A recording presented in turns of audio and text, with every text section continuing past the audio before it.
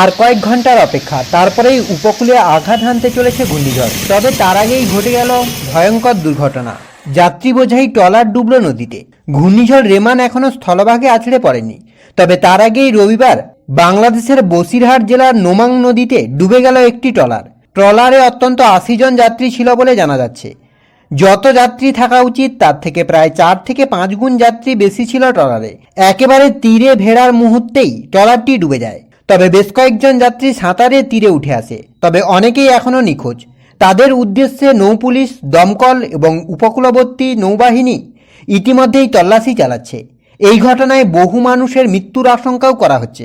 প্রত্যক্ষদর্শীদের অভিযোগ, প্রতিটি ট্রলারেই ৭০ থেকে ৮০ জন করে যাত্রী ছিলেন।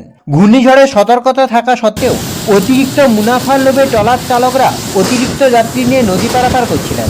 অন্যদিকে আলিপুর আবহাওয়া দপ্তরের পূর্বাভাস অনুযায়ী ইতিমধ্যেই ঘূর্ণিঝড়টি উপকূলের খুব কাছাকাছি এসে পৌঁছেছে। আজ রাতেই উপকূলে আঘাত হানার সম্ভাবনা থাকছে।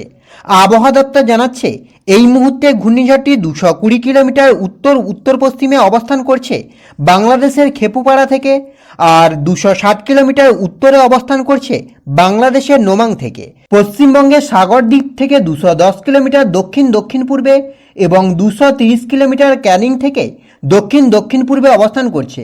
আলিপুর আবহাওয়া দপ্তর জানাচ্ছে, আজ রাতেই কিন্তু ঘূর্ণিঝড়টি উপকূলে আঘাত হানার সম্ভাবনা থাকছে। ঘূর্ণিঝড়টি পশ্চিমবঙ্গের সাগরদ্বীপ এবং খেপুপাড়ার মাঝখানে কোনো অংশে আঘাত হানার সম্ভাবনা থাকছে।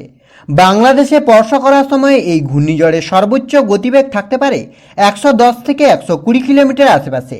দমকা হাওয়ার সর্বোচ্চ গতিবেগ হতে পারে ১৩৫ কিলোমিটার, যা নিয়ে ইতিমধ্যেই সতর্ক করেছে আলিপুর আবহাওয়া দপ্তর।